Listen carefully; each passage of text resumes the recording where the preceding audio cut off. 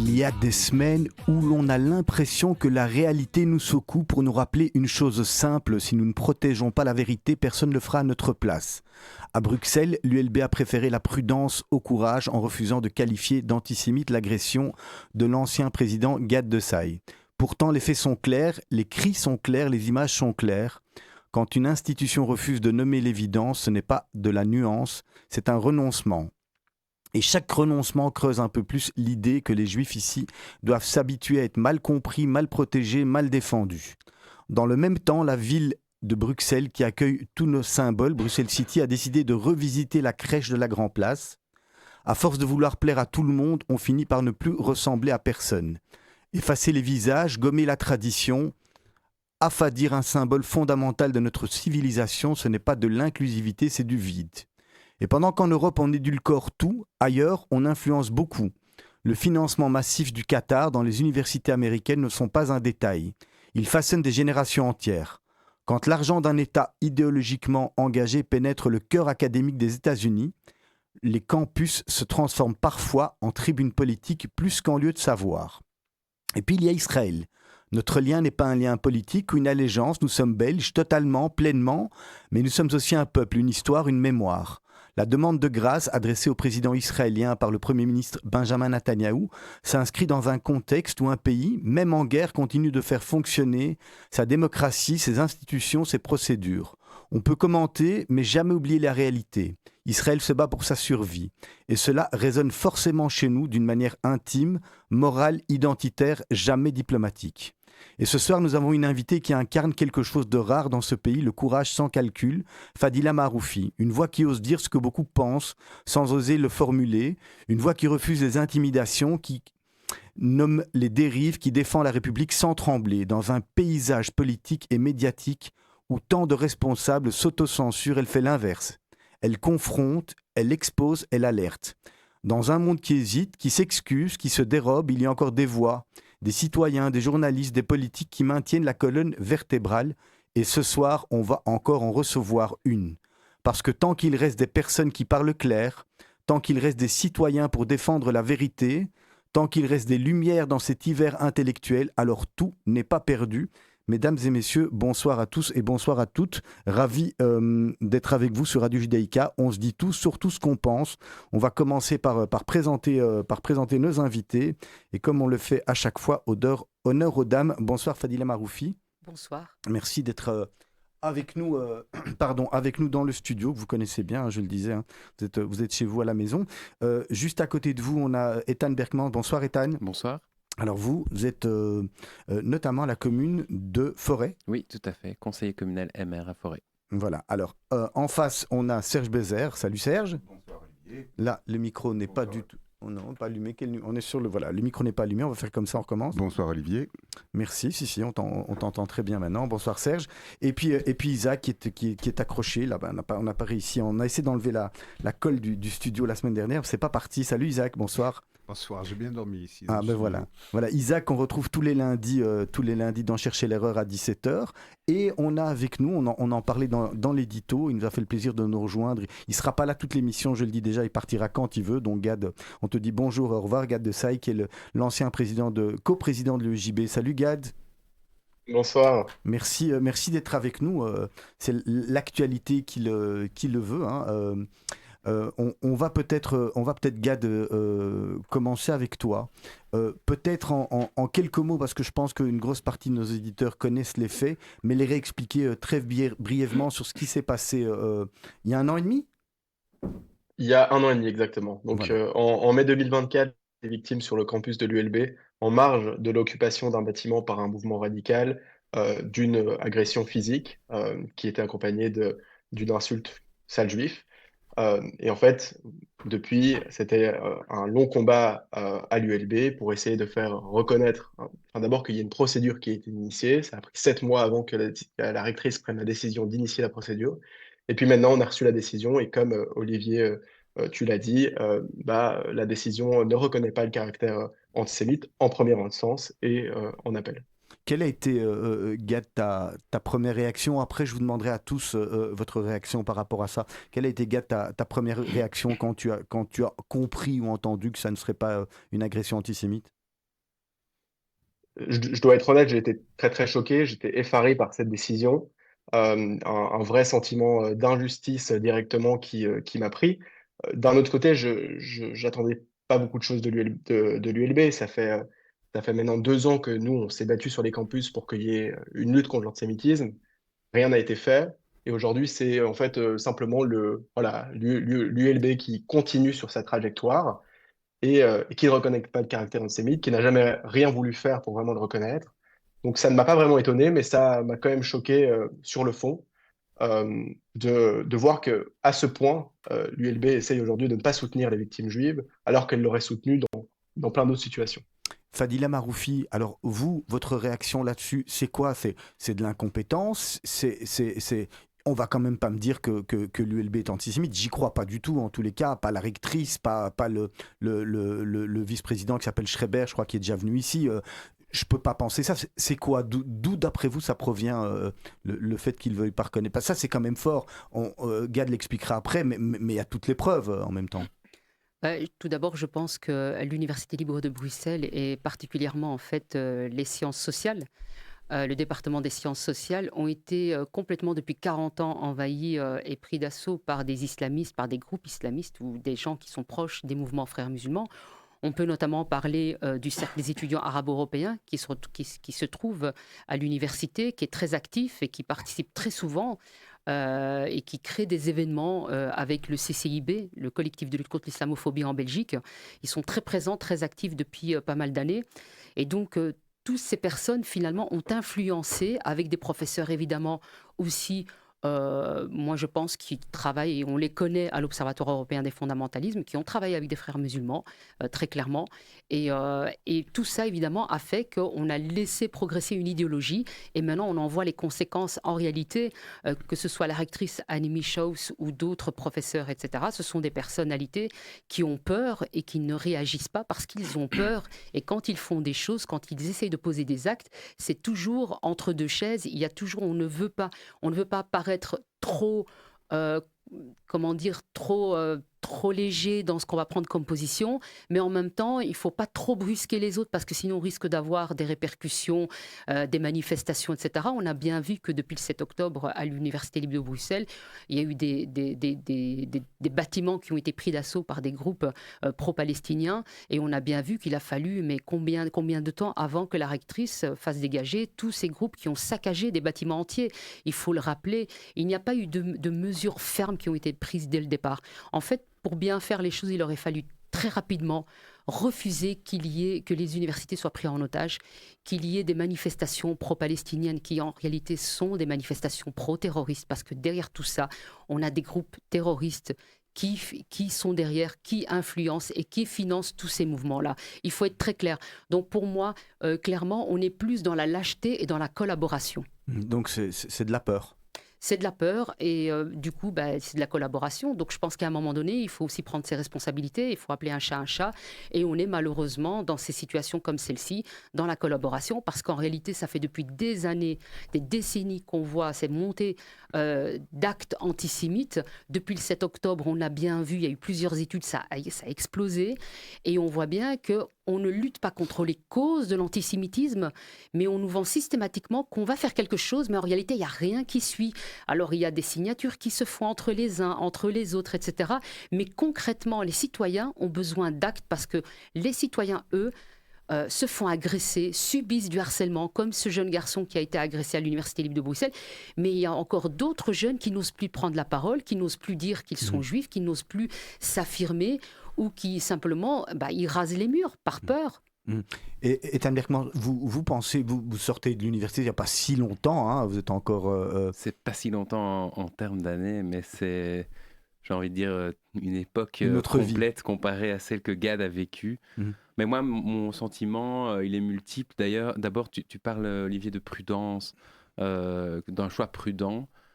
Pour moi, c'est totalement imprudent, en fait, le choix qui a été posé, parce que le job de la rectrice, c'est de maintenir la ligne de l'ULB, c'est de faire en sorte que l'institution reste ce qu'elle a été et pourquoi elle a été fondée. Une institution où tout le monde peut s'exprimer, mais aussi une institution qui cadre. Parce que le rôle du recteur, c'est d'être le chef de l'université, et un chef, il est là aussi pour décider. Et c'est pour ça qu'il est là. Avant tout, il est là pour cadrer.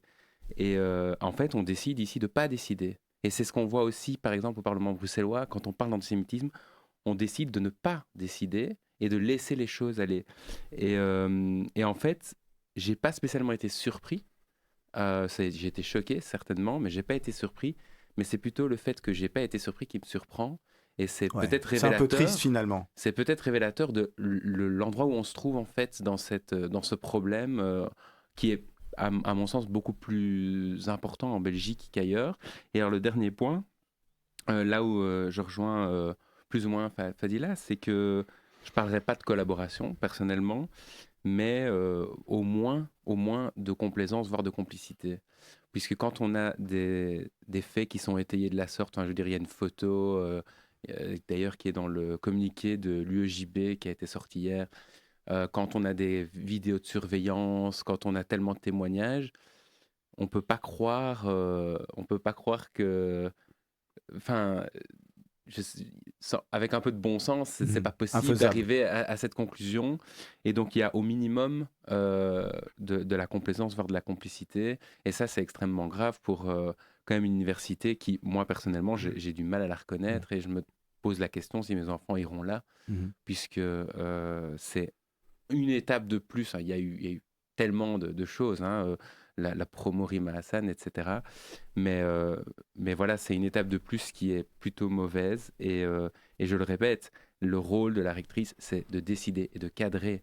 Et cadrer, ça ne veut pas dire de bâillonner la parole, au contraire, mais c'est de faire en sorte de promouvoir le débat, mais aussi d'exclure les extrêmes, quels qu'ils soient. Et ici, en fait, on remarque que non seulement on bâillonne le débat, mais en plus, on va mettre les extrêmes sur des piédestals par, et je cite, prudence. Alors que c'est tout à fait imprudent, puisque c'est quand même la fabrique de l'élite d'un pays, d'une université. Isaac, vous pensez que l'ULB a conscience du message qu'elle renvoie finalement aux étudiants juifs? C'est la conséquence de cette décision, je peux imaginer, doit faire très peur. J'en viens à douter de cela aussi, qu'ils aient conscience des conséquences d'une telle décision. Je ne sais pas ce qu'il faut pour considérer que la circonstance aggravante d'antisémitisme puisse être invoquée. Lorsqu'on tabasse quelqu'un en lui criant sale juif, si ça ne suffit pas pour considérer qu'un tel incident illustre une forme d'antisémitisme, je ne sais pas ce qu'il faut. Ça veut dire, c'est plus qu'une injustice, c'est un abandon. Les Juifs sont abandonnés à la meute. Et pour ce qui est de l'ULB, c'est pas tout à fait nouveau, hein, ça part de loin. Moi aussi, je suis un ancien de l'ULB, ça fait bien longtemps que je ne la reconnais plus. Et pour moi, la question de savoir si je mettrai mes enfants, il y a longtemps que je lui ai apporté une réponse. Mais rappelez-vous, il y a déjà de cela quelques années, on accueillait et on déroulait le tapis rouge pour Stéphane Hessel, qui avait écrit son opuscule « Indignez-vous ». Indignez-vous contre qui ? Contre les Juifs, contre Israël. Il y a eu ce bâtiment de l'université qui a été baptisé Walid Daka pendant un grand nombre de semaines. Puis il y a eu la promotion Rima Hassan. Donc tout cela brosse un tableau sombre, absolument sombre, où désormais, par lâcheté, par complaisance, par complicité, par collaboration, parce que moi, je n'écarte pas ce mot-là. C'est un mot lourd de sens au regard de l'histoire, bien évidemment, mais lorsque l'histoire reviendra en inspecteur, dans 10 ans, 20 ans, lorsque ce que nous vivons n'appartiendra plus aux journalistes, mais appartiendra aux historiens, je pense qu'on saura reconnaître qui aura été un résistant et qui aura été un collabo. Effectivement, C'est des des gens... mots lourds de sens, hein, déjà, Oui, collaborateurs. bien sûr, hein. mais qu'il s'agisse du milieu académique, qu'il s'agisse du milieu médiatique ou politique, où les intérêts électoraux ne sont jamais étrangers aux prises de parole, eh bien, lorsqu'on viendra enquêter sur sur ce veritas filia temporis, mauvais temps que nous vivons aujourd'hui, eh bien, l'histoire sera infiniment plus sévère que les commentaires qu'on apporte aujourd'hui. Serge? Oh, moi, je ne peux que m'inscrire dans la continuité de tout ce qui a été dit. J'ai envie de dire l'ULB encore et encore et encore et encore. Ça fait des semaines qu'on parle de l'ULB. On a parlé de l'ULB dans le cadre des enquêtes sur le frérisme dans les universités. On a parlé de l'ULB à tellement de points, à tellement de niveaux. On a vu des photos circuler cette semaine d'un job fair ou d'une foire dans laquelle on voyait le cercle BDS avec un grand calicot, avec la carte d'Israël et des territoires palestiniens, avec uniquement le drapeau palestinien dessus, avec en dessous un truc, ici nous prenons la tolérance. Mais j'ai envie de dire, de qui on se fout, quoi. Moi, encore une fois, moi aussi, je suis un vieux de l'ULB, et moi, j'ai aimé le libre examen. Moi, j'ai acheté le principe, quoi. Quand j'y étais, je trouvais ça bien. J'y étais, je me dis, bah, ça marche ce truc. La science, le truc, ça marche, quoi. C'est vraiment chouette, le libre examen. J'ai envie d'y croire. Et ça a donné un ton dans plein de choses. Une vie professionnelle, une vie à se poser des questions, à remettre les choses en question, à ne pas prendre les choses pour acquis. On a l'impression que ils se sont oubliés, mais complètement, quoi. Qu'il y a une dissolution de tout ça. Donc, alors, est-ce que c'est unique... Moi, je me pose la question, est-ce que c'est uniquement dans le cas du judaïsme et des juifs qu'il y a ce problème ou cette remise en question? Parce que c'est vrai qu'on a l'habitude, au niveau des situations qui impliquent les juifs, à toujours avoir le oui mais. Oui mais, il faut prendre le contexte. Hein. Donc oui mais, Gad, oui mais, qu'est-ce que tu as pu faire qui a pu justifier que? Donc oui mais, c'est différent. Ou est-ce que c'est pour tout le monde? Et comment est-ce qu'aujourd'hui l'ULB, les autorités académiques, justifient le fait de ne pas dire que c'est quelque chose d'antisémite? Je veux dire, parce qu'il faut pouvoir le justifier, il faut quand même encore pouvoir le dire, voilà, c'est pas antisémite parce que. Comment est-ce qu'il le justifie? Il reste quoi, Gad, selon toi, comme protection finalement réelle pour les juifs dans l'université à l'ULB aujourd'hui? Elle fait comment, ta successeur? Ce qui est sûr, c'est que c'est pas l'ULB qui protège les étudiants juifs, ça je pense on l'a compris. Mais oui, je pense que ce qui reste à l'ULB, c'est que, il y a l'UEJB qui reste encore un lieu sûr pour les étudiants juifs, euh, un lieu et une organisation qui va représenter aussi les étudiants lorsqu'il y a des choses qui ne vont pas. Mais c'est très compliqué pour l'avoir fait pendant 2 ans. Il n'y a personne qui est vraiment là pour nous répondre. Souvent, la rectrice va venir nous expliquer qu'elle vit des menaces. Et il faut le souligner, la rectrice n'est pas antisémite comme Olivier vous l'avez dit. C'est important, la rectrice n'est pas antisémite, elle est menacée. Mais alors, on ne prend pas ce rôle-là. C'est-à-dire qu'aujourd'hui, la rectrice a été menacée chez elle. Encore ce matin, il y a eu un texte qui a été diffusé partout sur le campus avec mon C'est nom. ce que Fadila Maroufi disait, c'est de la peur. C'est de la peur, mais c'est-à-dire que, par exemple, ce matin encore, un texte qui met son nom et mon nom sur le campus avec un poème qui dit qu'il faut fusiller ses ennemis. Euh, donc, la violence à l'ULB a atteint son paroxysme.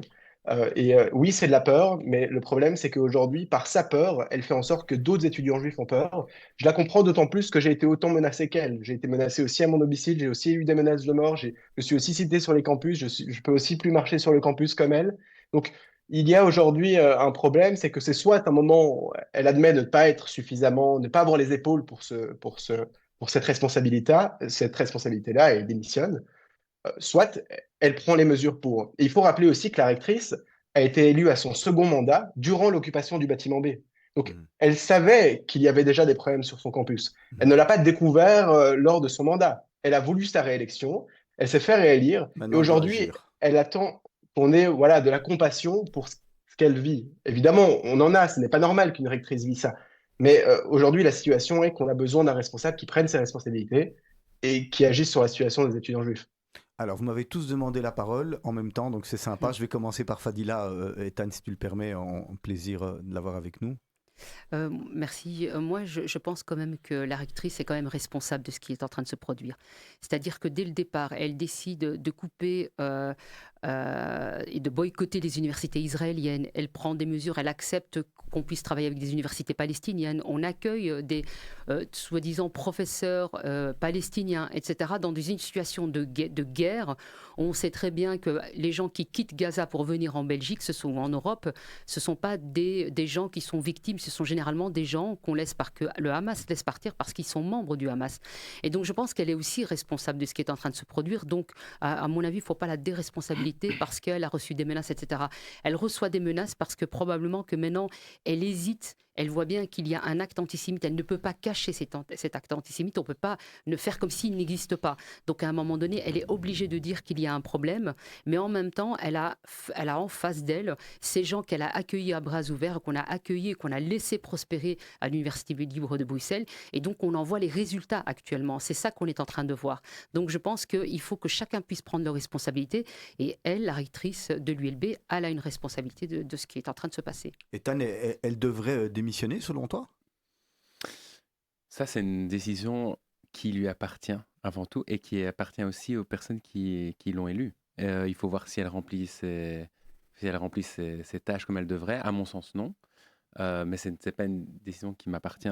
Après, moi, je suis d'accord avec Fadila. Il y a une responsabilité. On ne prend pas un rôle si on ne sait pas l'assumer. Et si on constate qu'on ne sait pas l'assumer, soit on se fait aider, soit on en tire les conséquences.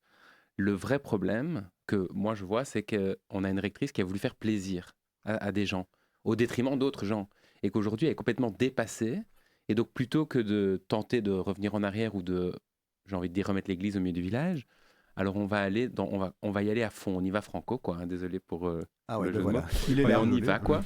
Et pour moi, c'est ça le problème. Et donc on préfère mettre tout sous le tapis. Parce qu'on se dit, en fin de compte, qu'est-ce que ça représente les étudiants juifs, qu'est-ce que ça représente les juifs à Bruxelles ou en Belgique. Et puis de toute façon, on a quand même un terreau fertile extraordinaire à Bruxelles avec une nouvelle religion, le palestinisme. Enfin, donc l'un dans l'autre, tout ça se met quand même pas mal, se met bien. Et puis, désolé, je fais un peu de politique parce que je suis en politique, mais on a aussi tout un soutien de toute une série de partis, en fait, qui crient directement au racisme, à l'islamophobie, etc., etc. Et donc, du coup, il y a tout un environnement, tout un système qui se met en place et qui, en fait, va venir légitimer une position quelle qu'elle soit, en fait. Aujourd'hui, on a des gens devant la bourse qui manifestent pour le Hamas et on va légitimer ça parce que X, Y ou Z. Et en fait, c'est ça qui est terrible et c'est encore plus terrible parce qu'on est dans une université et on voit que ce recours à l'intimidation fonctionne à l'université, fonctionne à Forêt Nationale, tente de fonctionner par exemple au Festival des Francopholies de Spa. On l'a vu avec le concert d'Amir qui a failli être annulé. Et des exemples, à Gand avec le chef d'orchestre, etc., etc. Et les deux derniers points que je voulais quand même mentionner, je pense aussi que les alumni de l'ULB devraient se faire entendre de manière beaucoup plus dure. Je veux dire, on est 4 autour de cette table. Je ne sais pas, Fadila, si tu étais à l'ULB. Non. Donc on est quand même 3 alumni ici. Et on n'arrive pas à se faire entendre. Pourtant, on peut parler avec beaucoup d'anciens de l'ULB. Il y en a très très peu qui sont d'accord avec ce qui se passe. Et alors, pour ce qui est du Librex, pour clôturer cette prise de parole, moi aussi j'ai acheté le principe. J'ai acheté le principe. Et je comprends que ce principe, il offre beaucoup de droits. Mais il vient aussi avec des devoirs. Et c'est comme ça dans tout, dans notre société.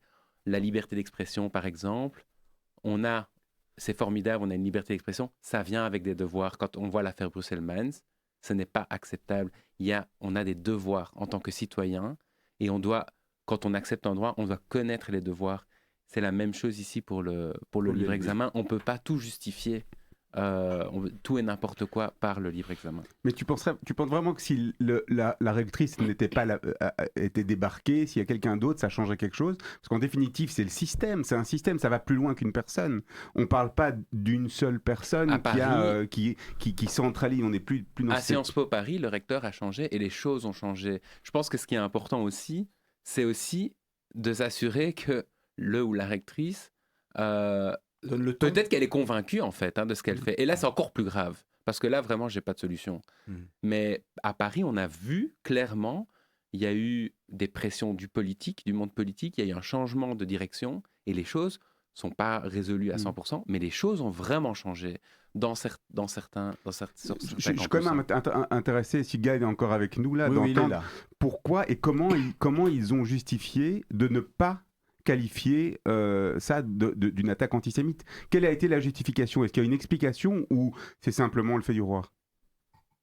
Donc, déjà, il faut savoir que la procédure à l'ULB est très très mal faite, la procédure disciplinaire, et que les victimes ne sont pas parties. Donc moi, je n'ai pas eu accès à la décision.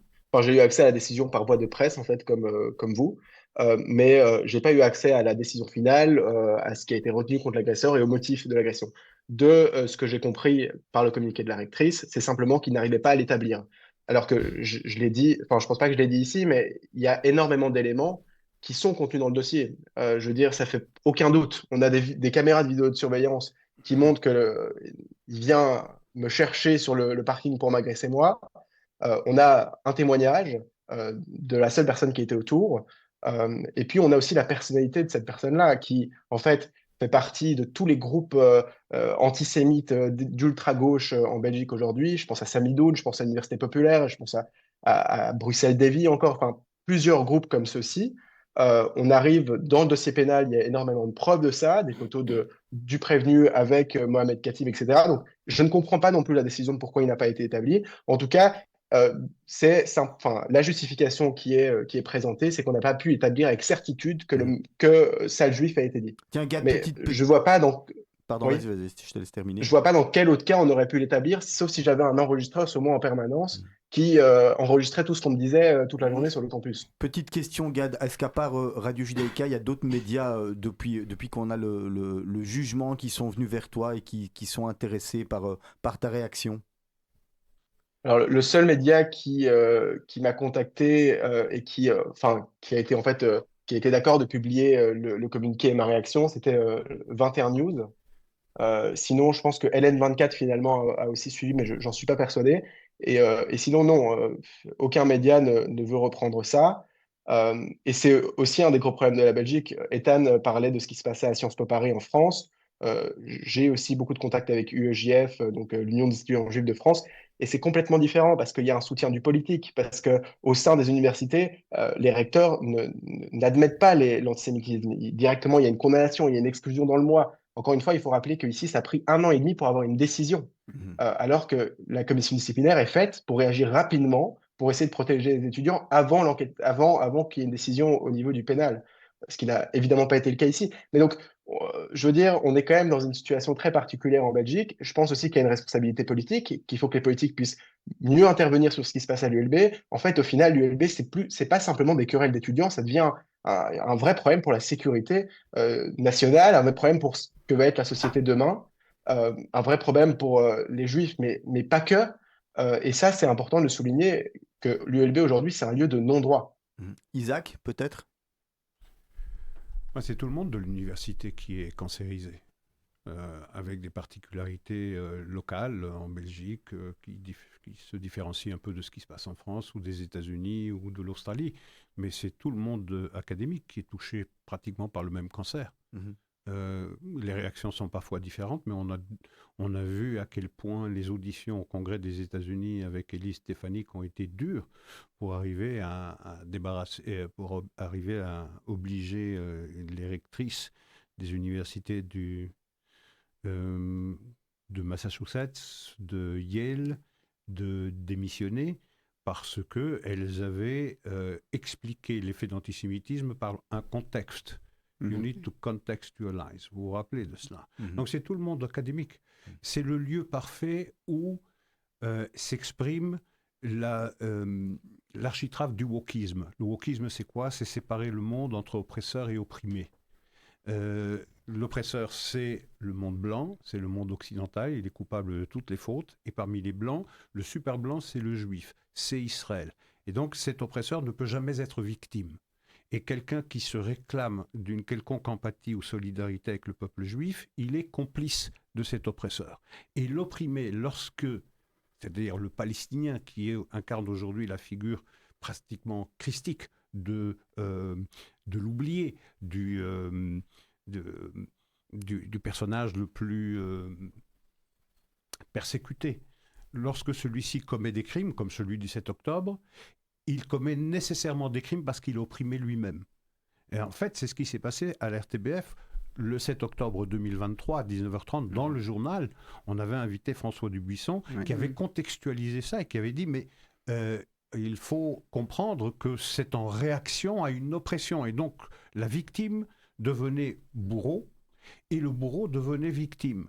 Et il y a cette perte de sens, cette perte de boussole morale dans laquelle tout le monde verse. Lorsque la justice, lorsque les médias au quotidien déversent ce poison tous les jours sur Israël et tous ceux qui se réclament d'une solidarité avec l'État d'Israël, il ne faut pas s'étonner que ça atteigne absolument toutes les strates de la société. Lorsque la justice en vient à innocenter un Brusselman pour avoir dit qu'il rêve de planter un couteau dans le cou de chaque juif qu'il croise, il ne faut pas s'en étonner. C'est pareil, finalement. On n'est que dans la continuité, là, j'ai envie de dire. On est dans la continuité. Il y a une habitude qui est prise par tous les moyens d'information, tous les moyens, et on ne dira pas suffisamment fortement la responsabilité des médias à cet égard, parce que ce sont les médias qui instillent ce climat absolument insupportable, irrespirables et qui font que les Juifs sont obligés de s'invisibiliser, de raser les murs et surtout de ne pas la ramener. En réalité, la question qui est posée par ce jugement et par toutes les questions, par tous les problèmes qui nous touchent et qui nous interrogent, c'est quelle est la place d'un Juif aujourd'hui dans notre société ? Est-ce qu'il a encore une place ? Je pense qu'il faut vraiment ouvrir le débat, même aller encore plus loin. Ça concerne tout le monde, ça ne concerne pas que les Juifs. Il y a un problème de fond depuis plusieurs décennies, c'est l'islamisme, il faut le dire. Et avec évidemment le travail, la collaboration avec l'extrême gauche, qui fait qu'on en est arrivé là où on en est actuellement. Aujourd'hui, c'est les Juifs. Mais ça touchera aussi, et ça touche d'ailleurs ceux qui ne sont pas juifs et qui défendent justement les juifs et qui ne sont pas antisémites et qui veulent dénoncer cet antisémitisme. Toute personne qui défend un juif ou qui défend Israël subit exactement la même chose qu'un juif à l'heure actuelle. Fadila, on va arriver sur les États-Unis parce que ça fait partie des sujets, et puis on est dans l'université, donc avant d'arriver sur la crèche, c'est bien de rester dans les unifs. Mais on va parler de l'argent du Qatar. Est-ce que l'argent du Qatar a une influence aussi dans les universités, selon vous, à Bruxelles, à l'ULB notamment ?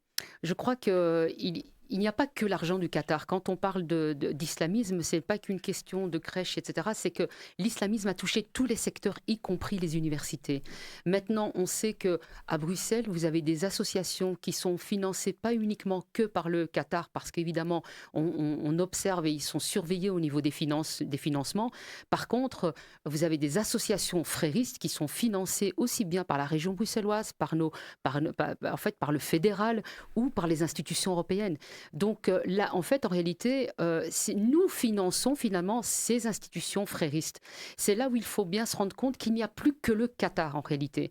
On a complètement dépassé en fait le Qatar. Bien sûr que le Qatar continue à financer, il finance certaines études et on l'a vu aux États-Unis, mais on l'a vu aussi avec le Qatargate qui a touché les institutions européennes, où, si vous vous souvenez, où on a trouvé des financements, etc., pour que les gens puissent changer puissent bondir dans leur sens. Mais ça dépasse complètement largement. On l'a vu aussi dans un centre d'études islamiques à Oxford il y a quelques mois. Je ne sais pas si vous avez vu ça, mais Charles III était heureux que les pays arabes ont financé une université.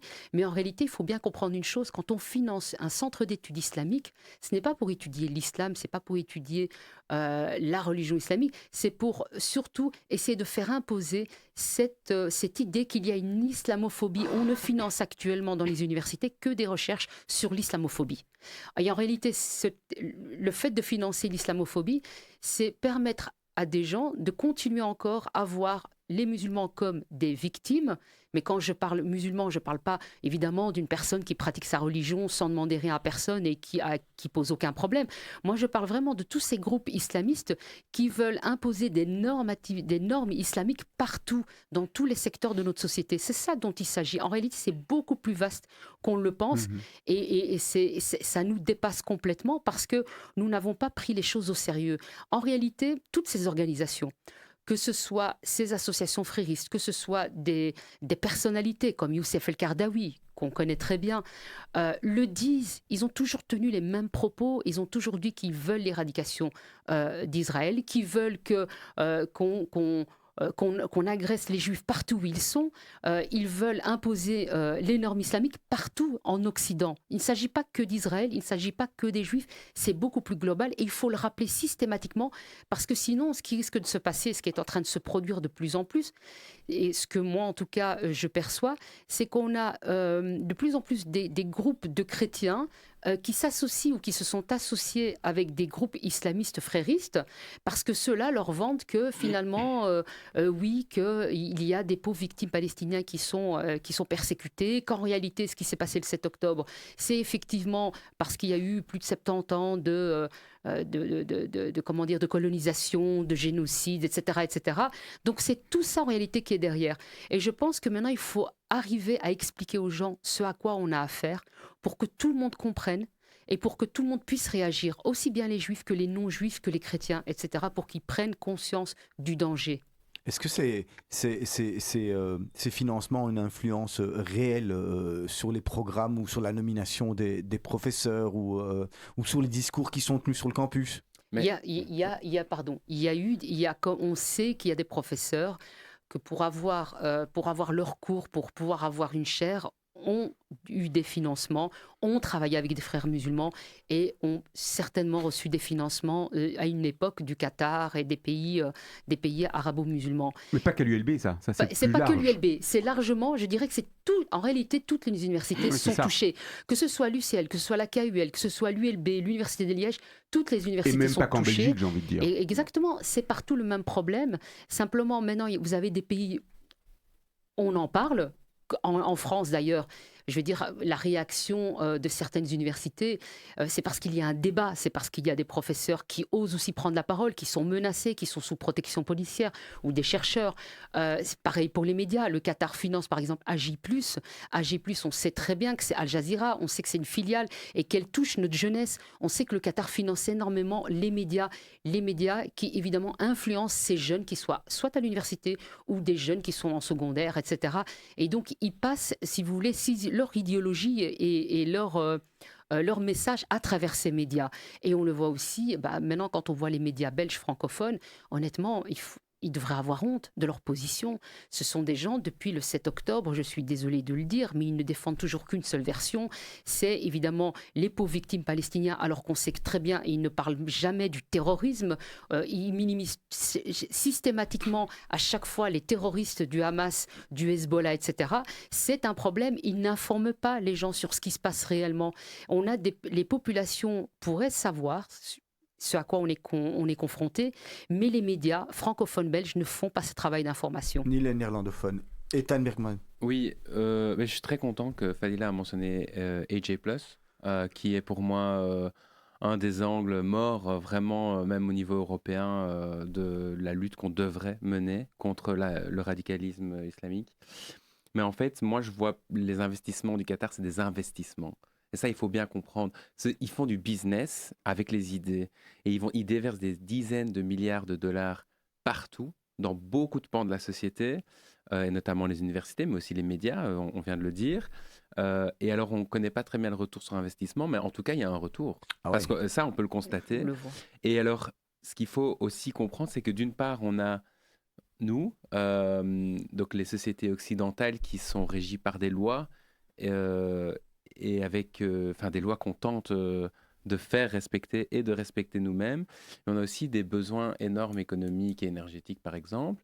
Et donc, on va fermer les yeux sur toute une série de choses et accepter des choses de la part, par exemple, du Qatar, qu'on n'accepterait pas d'autres. Et j'en veux pour preuve que quelques semaines ou mois après le début de la guerre de la Russie contre l'Ukraine, on a fait interdire Russia Today dans toute l'Europe. Ça a été facile parce que quelqu'un a décidé. Des personnes ont dit « Nous sommes en guerre » parce qu'on pouvait filmer cette guerre. On voit les morts. Nous sommes en guerre et c'est un média de propagande. Nous ne voulons pas de cela ici. Et ils ont décidé de fermer les bureaux de Russia Today. Pourtant, avec Al Jazeera, c'est pas du tout le cas. Quand j'ai fait mon mémoire, j'ai analysé les positions d'Al Jazeera pour connaître les positions du Qatar. Pas parce que je pensais que c'était un média comme un autre. Je l'ai fait pour connaître les positions du Qatar. Et ce qu'on découvre, et ça c'est le dernier point, c'est que nos adversaires, en termes idéologiques, il y a une grosse différence entre eux et nous. c'est qu'eux, ils n'ont aucun scrupule. Eux, ils attaquent les enfants, ils vont attaquer notamment les femmes, et ça passe exactement comme ça vient d'être dit, dans tous les pans de la société. Ça peut être la mode, ça peut être l'art, ça peut être les universités. Il n'y a pas de scrupules. Allez, on va devoir enlever un sujet parce qu'il est déjà à 43, on en a plus pour trop longtemps. Mais à vous tous, je vais vous demander votre réaction. Allez, avec Serge sur la crèche, la crèche, les visages qui ont été modifiés. Donnez-moi tous votre réaction. Moi, je trouve ça personnellement affligeant. Et alors, je peux pas critiquer la dimension artistique parce que ma foi, une dimension artistique, chacun peut dire qu'il aime ou qu'il aime pas. Je peux dire que personnellement, j'aime pas, mais je trouve ça affligeant. Je veux dire, moi, encore une fois, on est dans un pays avec une histoire, avec une judéo-chrétienne. Exactement, avec des traditions. J'ai toujours eu une crèche. Personnellement, c'est pas mon kiff, mais j'ai toujours eu une crèche. J'ai toujours vu une crèche en bas du sapin de Noël à la Grand Place, et la crèche doit ressembler à une crèche. Là, elle ressemble à une tente avec un peu des visages qui sont pas vraiment des visages. Enfin, c'est très particulier et je vois pas trop l'intérêt. Et alors, pour une fois aussi, il y a le côté financier. Attends, je veux dire, c'est quand même choquant. Aujourd'hui, on est en lockdown presque, en se disant que ça va bientôt, en shutdown, bientôt à Bruxelles. On n'a pas de gouvernement, on n'a pas de budget, on ne sait pas quoi. Et on va encore aller dépenser 65 000 € pour aller tendre un voile au-dessus de 3 poupées. De quoi on se fout? De qui on se fout? Isaac, votre réaction et qu'est-ce qui motive selon vous la ville de Bruxelles? C'est la discussion qu'on a avant, c'est ça qui motive? C'est la même chose. Vous savez, pour la crèche, ça a commencé aussi il y a quelques années avec l'arbre. Rappelez-vous, l'arbre de Noël qu'on avait cherché à invisibiliser au maximum il y a quelques années au centre de la Grande Place. Donc c'est la même chose aujourd'hui. Je parlais d'invisibilisation des Juifs, mais il s'agit d'invisibiliser les chrétiens aussi. C'est ce qui se passe. Et d'ailleurs, ce n'est pas neutre. Symboliquement, ce sont les visages qui sont effacés. Ces personnages n'ont pas de visage, donc ils sont invisibilisés. Cacher ces visages que je ne saurais voir parce qu'ils me plongent dans un inconfort intolérable. C'est ça qui est terrible. Je voudrais revenir un instant, si vous me permettez, mais vraiment un court instant sur ce que disait Ethan tout à l'heure à propos des médias. Je veux insister sur l'importance des médias parce que de quatrième pouvoir, ils sont devenus le premier pouvoir. Et ça n'est pas un hasard, d'ailleurs. Ça n'est pas un hasard. Dans un réflexe de protection tout à fait légitime, on a interdit à Russia Today d'être reçu partout sur le continent européen. Al Jazeera, pas du tout. Or, cela témoigne de quoi ? Cette incapacité à sanctionner Al Jazeera de la même manière qu'on l'a fait de Russia Today. C'est l'incapacité de prendre conscience du danger. Ou une incapacité, ou un manque total de volonté d'en prendre conscience. Et aussi longtemps que les médias n'auront pas des médias alternatifs, comme c'est le cas en France, et c'est la grande différence avec nous en Belgique, où il n'y a qu'une seule parole qui mérite d'être dite sur les ondes. En France, il y a des médias d'opposition. Dont celle de Radio Judaïka. Hein.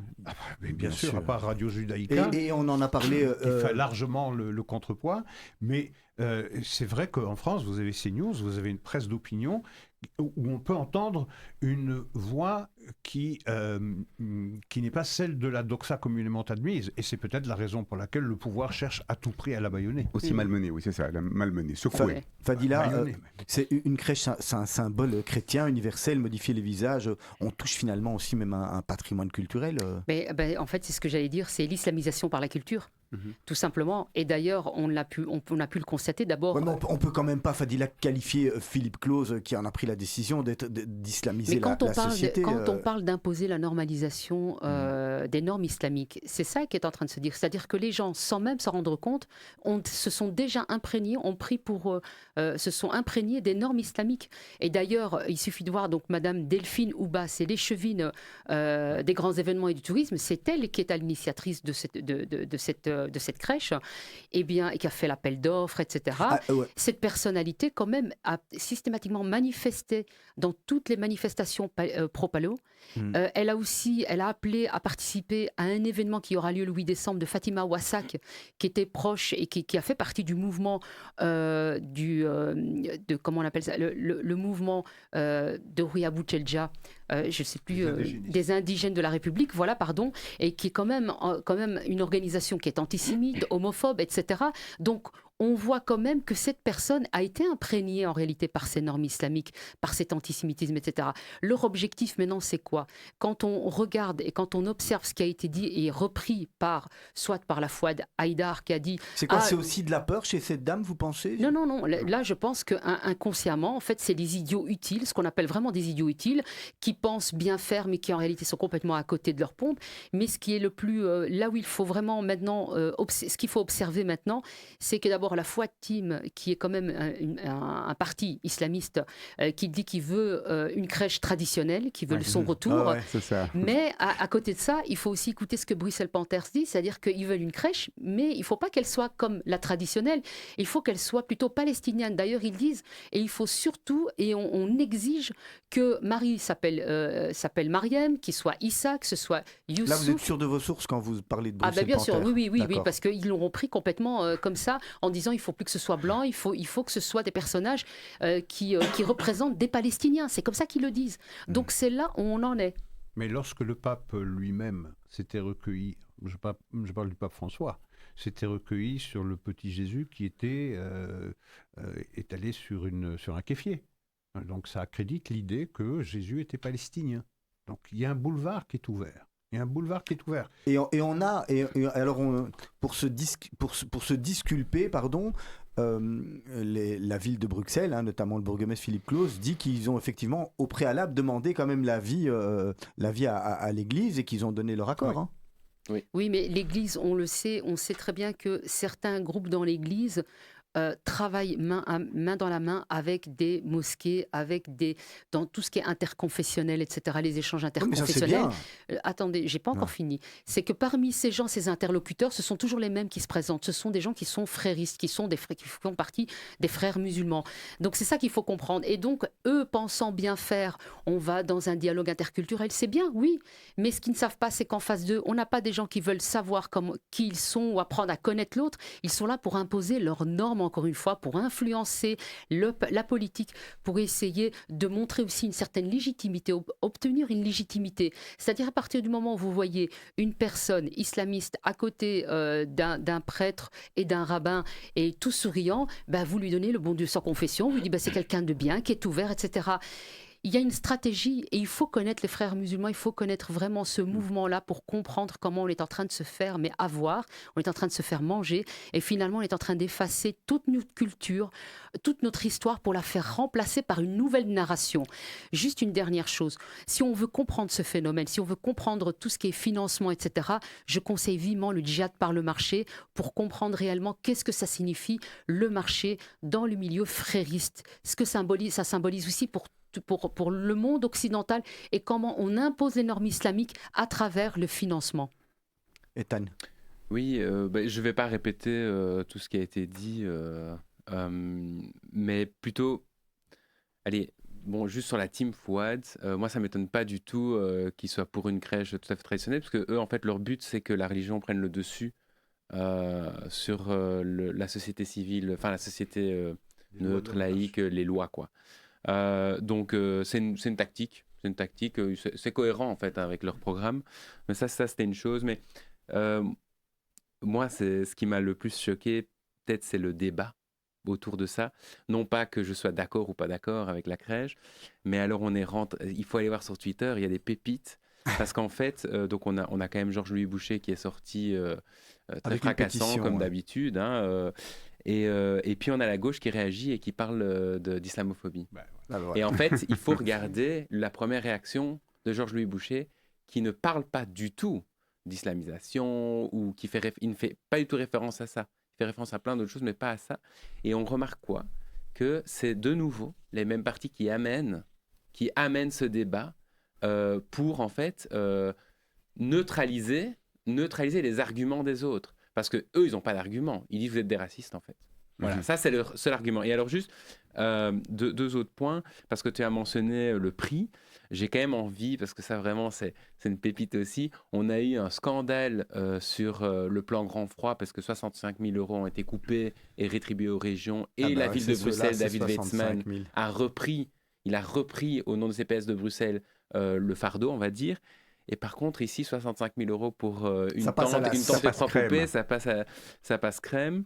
Et alors, mon dernier point, parce que ça aussi, ça a été dit, franchement, je rigole, mais est-ce qu'on n'a pas d'autres problèmes à Bruxelles ? Il faut venir faire un tour au Parlement bruxellois. Il n'y a pas de gouvernement, donc voilà, mais c'est un truc de fou. Là, il y a une commission sur le métro 3 qui va coûter 4,8 milliards à la ville.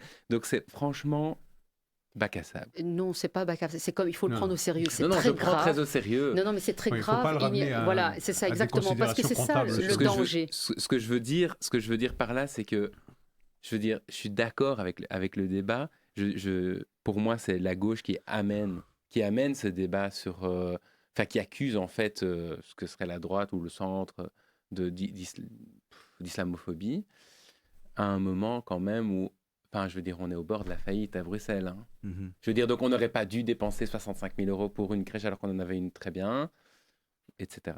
Messieurs, oui, vite fait, hein, il nous reste 2-3 minutes. Oui, je voulais revenir au témoignage de Gad. Qui nous a quittés d'ailleurs entre-temps. Qui a quitté le qui micro. A quitté le... c'est ça. Rassurez-moi. Donc on l'a agressé, on l'a insulté de sale juif, et c'est pas antisémite. En revanche, on voit de l'islamophobie partout. Mm-hmm. Donc il ne peut plus y avoir d'antisémitisme nulle part, et il y a désormais de l'islamophobie partout. Serge ? Moi, je vois plus ça comme, encore une fois, comme disait Fadila, sur cette notion de temps long, en fait. Le temps long des islamistes et de l'islamisme. C'est par petites touches, par petits coups, systématiquement, de manière constante, perpétuelle, pour saper ceux qui veulent encore essayer de résister, en fait, qu'on amène petit à petit, mais toujours des choses qui vont dans le même sens. Et ils ont le temps long. C'est-à-dire que le projet est un projet temps long. Alors que nous, on est là pour quelques années, on a un temps court. Ce qui est important de relever, et Fadila, tu l'as dit, c'est que c'est arrivé, ça a germé dans la tête de quelqu'un qui n'est pas forcément... je ne connais pas cette dame, mais islamiste, mais c'est comme si c'était la bonne chose à faire. Et on en revient à ce qu'on disait plus tôt sur l'investissement du Qatar et le temps long. Mmh. Donc c'est vraiment ça le but en fait. Hein, Allez, je vous laisse à chacun 30 secondes pour conclure car on arrive au terme de l'émission. Fadila, une conclusion. Et alors on va essayer quand même peut-être de la faire optimiste. On arrive comme dans une période de Noël, de Hanouka, etc. Essayons de sortir quelque chose de positif de tout ça. Le côté optimiste, et ça je vais faire un petit peu la publicité, c'est qu'au Café Laïque Bruxelles le 17 décembre, nous allons accueillir justement Florence Bergeau-Blaclair pour nous parler du djihad par le marché, ce qui permettra à chacun de pouvoir s'armer pour 2026 pour reprendre de l'énergie, bien manger pendant les fêtes. On rappelle la date. Merci, donc le 17 décembre de 19h à 21h.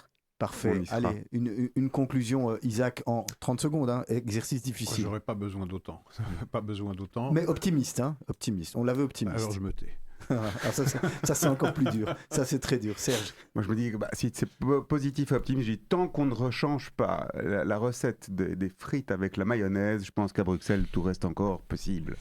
Bon, on peut mieux faire. Ethan ? Eh bien, il y a des débats. Il y a un débat en radio, il y a des débats sur Internet. Ça continue et on ne se taira pas. Ça continuera. Et donc, en tout cas, on est champion du monde dans quelque chose. Hein. On n'a pas de gouvernement depuis 543 jours. 543 jours à Bruxelles. C'est pas Merci mal. Beaucoup. C'est peut-être la meilleure manière d'asphyxier les associations. Hein. Merci et joyeux Hanouka en tout cas. Merci, on se reverra encore entre temps. On a encore un jeudi prochain. Merci beaucoup à tous et à toutes d'avoir suivi cette émission. D'ici quelques instants, vous allez retrouver Blaise van der Linden pour le grand journal de la rédaction. Et puis ça sera Ari Israeli. Et à partir de demain matin à 7h, vous retrouvez Lise Benkemoun et toute son équipe. Je me permets de vous fixer rendez-vous la semaine prochaine. N'oubliez pas le mercredi à 17h, c'est Mythe de Boss. Nous on se voit le jeudi. Et puis d'ici là, Shabbat Shalom et portez-vous bien. Bonne soirée.